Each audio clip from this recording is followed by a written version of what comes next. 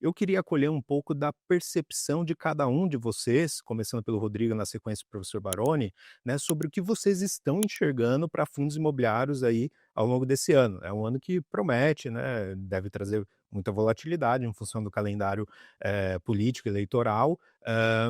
Enfim, a gente também acompanhou uma valorização expressiva dos fundos imobiliários em 2025. Então, queria que vocês compartilhassem aqui com a nossa audiência, né, o que vocês estão enxergando para daqui em diante? Acho que um ponto principal, Max, que o investidor, de repente, ele precisa pensar ou entender é a questão da valorização que, de repente, nós observamos em 2025. Nós tivemos um ano 2025 maravilhoso para a renda variável. Seja fundos imobiliários, seja ações, seja tudo. Você teve uma valorização bastante expressiva.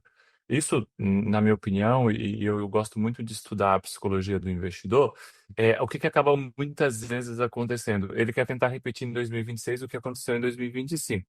E é um cenário bem mais difícil, porque se nós pensarmos, se nós tivéssemos gravado esse programa em 2025, que, salvo engano, eu acho que eu participei também lá do começo de 2025, o que nós tínhamos, né?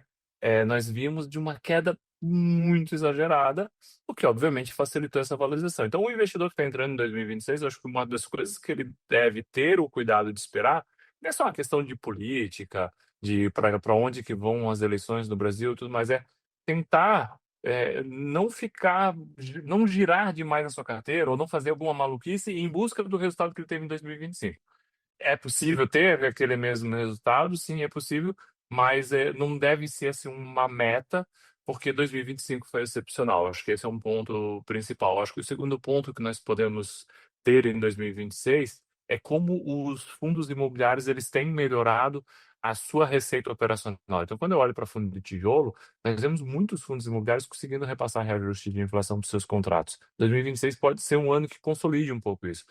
Mercado de escritórios de São Paulo está com uma vacância menor, mercado de logística segue voando, conseguindo passar reajustes acima da inflação, então isso tudo vai melhorando o valor de aluguel, pode melhorar rendimento, e isso aí dá um pouco do tom do que pode acontecer ao longo de 2026. E aí nós temos, só para concluir, um tema que nós poderíamos, evidentemente, se estender por muito tempo, mas acho que um outro tema que vai ditar bastante 2026 são as reformas tributárias. Eu vou chamar de reformas por quê? Porque você tem, de um lado, a pessoa física de alta renda, que começa a ter que buscar instrumentos isentos de imposto de renda para fazer o equilíbrio de seus investimentos, e o fundo imobiliário ele se destaca um pouco nisso. Do outro lado, você tem investidores de imóveis que começam a entender nesse ano de 2026 como eles vão pagar mais impostos em 2027, porque eles passam a pagar lá o IVA, né, o IBS e o ICBS. Isso para grandes investidores de imóveis, aqui grandes investidores são mais de 3 imóveis, né? Então, assim, você começa a ter essas pessoas olhando tudo isso, fundos imobiliários. Muito do que nós provavelmente, inclusive, vamos falar aqui de consolidação, de compra de imóveis com pagamento em cotas, pode já ter sido uma certa antecipação disso. Eu acredito que esses três temas vão ditar muito rumo ao longo deste ano, e junto de tudo isso aí, a expectativa de queda na taxa de juros. Então, você vai começar provavelmente a ter quedas na taxa de juros, e aí, o quanto nós vamos alimentar essa expectativa de para quanto vai ou por quanto tempo esses juros vão cair, isso tudo pode, aí sim, entrar aí numa espiral positiva que pode levar ou não valorização dos fundos imobiliários. Mas eu nunca gosto de olhar exclusivamente para a valorização, eu gosto de olhar para a questão operacional. E do mundo operacional dos fundos imobiliários, o que vai ditar muito é essa melhora que nós tivemos, de certa forma, na busca por imóveis. Professor Baroni. O Medeiros foi super preciso em alguns pontos, então eu quero tentar complementá-lo, né? Acho que o primeiro quesito aqui é tentarmos entender que essa valorização dos fundos imobiliários em 2025, e aqui eu coloco uma entre aspas mesmo, ela foi muito mais uma cara de recuperação do que de valorização. O investidor que está investindo aí nos últimos 3 anos, mais ou menos, a cotação que ele está vendo hoje na tela não é muito diferente do que ele viu há 2, 3 anos atrás. Então, é muito mais uma recuperação do que uma valorização. Esse é o primeiro ponto para complementar a fala do Medeiros. O segundo ponto que eu queria trazer é que quando você olha, claro, é caso a caso, tem que olhar com um pouquinho de lupa aí, mas quando você olha os principais fundos imobiliários hoje no mercado, aqueles que estão se despontando como vetores de consolidação, eles estão mais sofisticados, eles estão mais, eu diria, seguros, resistentes, resilientes. Alguns deles agora na iminência de aumentar rendimentos, alguns até aumentaram recentemente. A alavancagem passou a ser um assunto melhor explorado pelo mercado, então alguns deles em processo de desalavancagem ou o crescimento do fundo fazendo uma desalavancagem relativa naturalmente, né? Alguns fundos reiniciando ciclos de reciclagem. Então nós temos um momento dentro dos fundos imobiliários muito interessantes.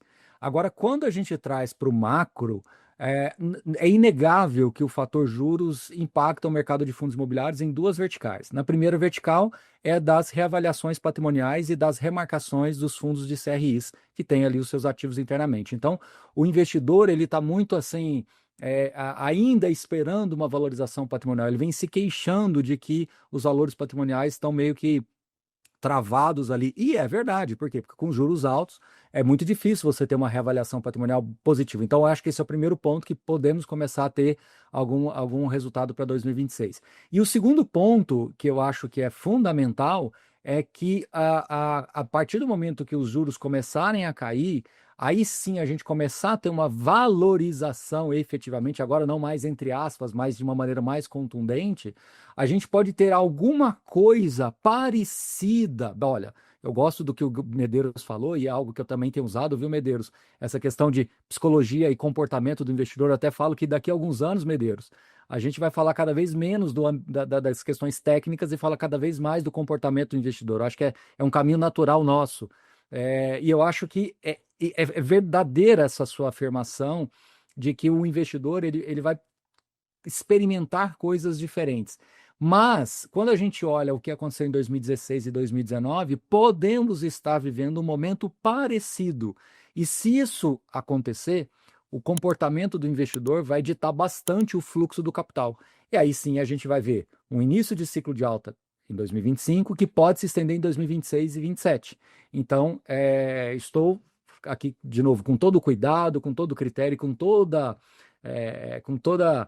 assim, eu diria, preocupação de não querer falar que isso efetivamente vai acontecer, mas há possibilidades de acontecer. Mas o fator juros vai dizer muito a intensidade dessa recuperação, posteriormente uma valorização.